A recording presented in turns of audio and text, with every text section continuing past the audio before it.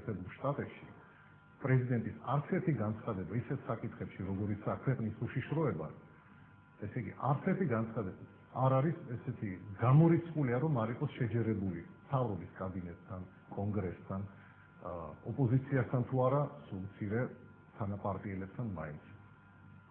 ასეთი ესე არ დაუშვებელია ყოველგვარი იმპროვიზაცია, პირადი შეხედულებების გამოთქმა და ასე შემდეგ. ჩვენთან ესეთი რამ ხდება თქვენი დაკვირვებით? მე ასე ვიტყოდი, რომ მეტი სიფრთხილე მართავს. არ შეიძლება, როდესაც კი რუსეთის მე ახლა ყოველდღე შევდივარ ინტერნეტში და ვკითხულობ რა ვაქხანალი არის ატეხილი საქართველოს წინააღმდეგ.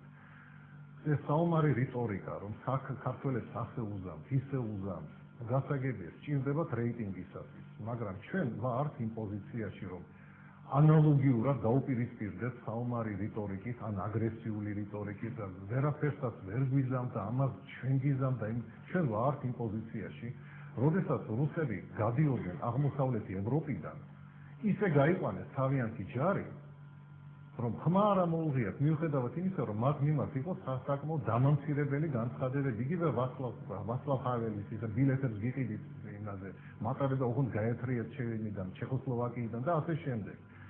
რუსები არ იყვნენ იმ პოზიციაში, რომ უკან გაბრუნებულიყვნენ. არც იმ დროს იყვნენ ისეთ პოზიციაში, რომ აი ბაზები რო გაიყვანეს, რომ ფაქტიურად ჩუმად გაიყვანეს ეს ბაზები. არ იყვნენ იმ პოზიციაში, რომ დაბრუნებულიყვნენ. ესე იგი რაღაცა ფაქტორები ხელს უწყობდა, მაგრამ დღეს რუსები ყველანაირად არიან იმ პოზიციაში, რომ ნებისმიერ მომენტში, ნებისმიერ დროს ღმერთმა დაგვიფაროს დაბრუნდნენ საქართველოში. ამიტომაც არ უნდა გავაკეთოთ ისეთი განცხადებები, რომლებიც არ არის მომგებიანი.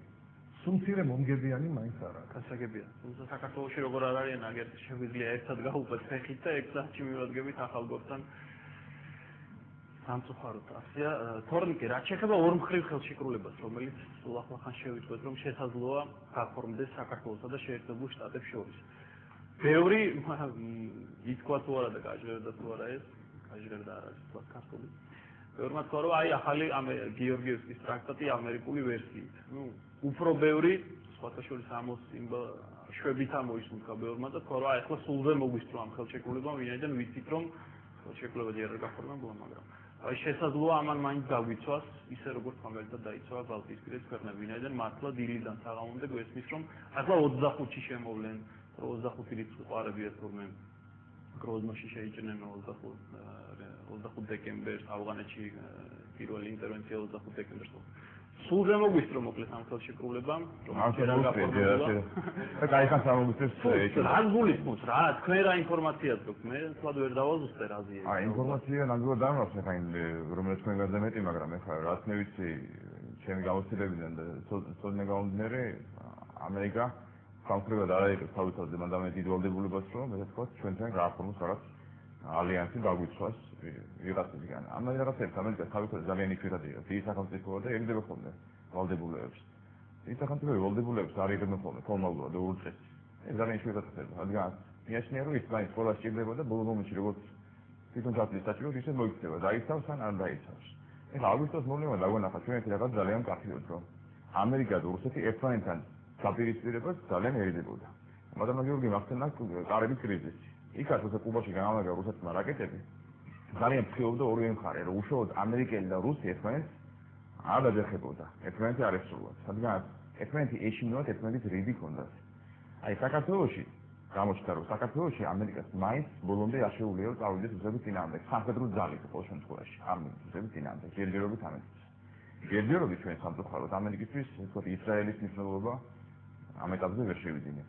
თუ იქნება შეთანხმება ორმხრივი რაღაც დონეზე, არ მგონია ეს იყოს სამხედრო ვალდებულება ამერიკისთვის, რომ დაგვიცვას. ბალტიისპირეთი რო ახსენეს, იქაც არ იყო პირდაპირ ვალდებულება ამერიკის, რომ ბალტიისპირეთი დაეცვა სამხედრო აგრესიის შემთხვევაში, იქ რო საუბარი იყო, გაიმართებოდა კონსულტაცია, თუ ჩათვლის ერთი მხარე, რომ მას რაღაც საფრთხე ემუქრება, აი ამნაირი ფორმულირება. და ამერიკული ხალხობილებას საუბრობთ, დააცემით წინ ჩვენ გვაქვს უკვე ნატოსთან ნატოს საქართველოს კომისიის ფარგლებში. ეს გვაქვს ეს ფორმულირება, რომ თითქმის ჩვენ რაღაც საფრთხე ემუქრება, ნატოსთან შეგვიძლია გამართოთ კონსულტაციები. მაგრამ ვალდებულებას არ იღება ახეთ ჩვენ თავს. ანუ ჩვენ თუ ჩავიდეთ სიცოცხლეში და პროვოკაციაში გავიხვევით, პირდაპირ ჩარში რუსეთთან, ძალიან გაუჭირდება ყველასა ჩვენ დაგვიწყო. ეს ფაქტია, ჩვენ აი ფაქტია, ამას შეხოთ თვალებში თავიდან ბოლომდე. ჩვენზე დამოკიდებული ძალიან ბევრი რაღაცა მაინც.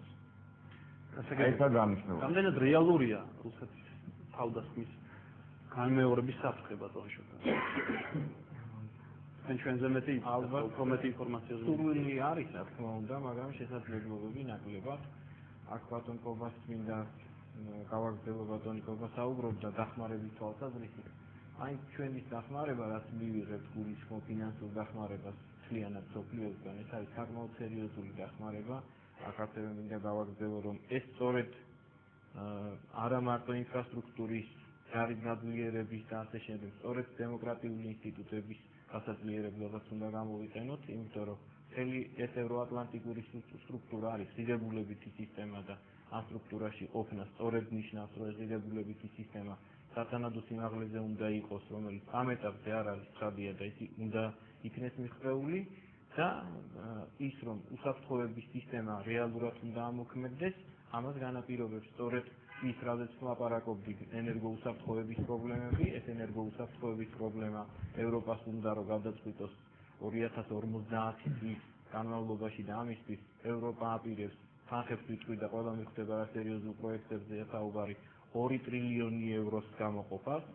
საუბარი არის, რომ შემოდგომამდე 2009 წლის 6 თვის განმავლობაში ევროპა მოახერხებს აზერბაიჯანთან, თურქმენეთთან და ყაზახეთთან ხელშეკრულების დადებას გაზის ექსპორტთან დაკავშირებით და აგრეთვე ამას სჭირდება დაცვითი სისტემა, ეს იქნება ასახული, რა თქმა უნდა, სწორედ ამ ორთქვილ ხელშეკრულებაში ამერიკასთან, სადაც ალბათ საუბარი იქნება იმ უსაფრთხოების პრობლემებზე, რომელიც რეალურად უდგას საშიშროებაზე საქართველოს და ის, რომ ამერიკა არის საქართველოს გეოპოლიტიკური პარტნიორი.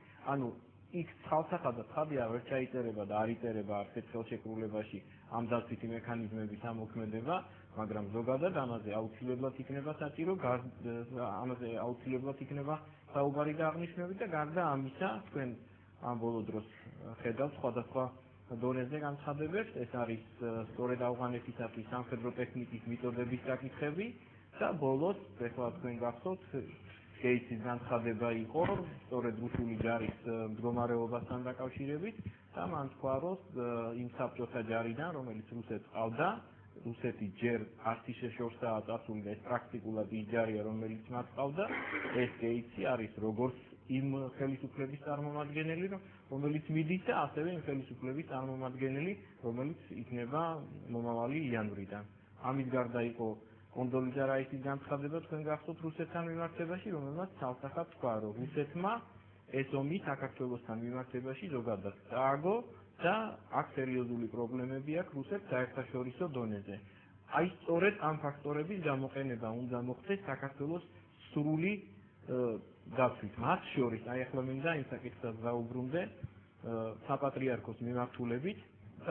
რატომ? იმიტომ რომ ჯერ კიდე 2002 წელს მე მახსოვს იყო სინოდის გადაწყვეტილება, რუსულ სინოდს გულისხმობ, ამ მთელი ტერიტორიის, საქართველოს ტერიტორიის დაცვასთან დაკავშირებით ეკლესიური თვალსაზრისით, ეს კიდევ ერთხელ გაიმეორა დღევანდელ დღეს რუსეთის სინოდმა, ამიტომ ამ ფაქტორის გამოყენება ხადია უნდა მოხდეს და სწორედ ამ საკითხებზე იყო საუბარი პრეზიდენტსა და პატრიარქს შორის და დღეს ისეთი მდგომარეობა, რომ ეს აუცილებლად ესე უნდა იყოს და ამით უმეტეს ამ საკითხთან დაკავშირებით ერი და ბერი უნდა იყოს ერთად. სწორედ ამაზე საუბრობდა საქართველოს პრეზიდენტი და ცხადია ასეთი ვიზიტების დროს აბსოლუტურად ყველა საკითხების გაზიარება ხდება, როდესაც პიროვნება მიდის იმ სახელმწიფოში, მით უმეტეს ამ დრანგის პიროვნება პატრიარქია საუბარი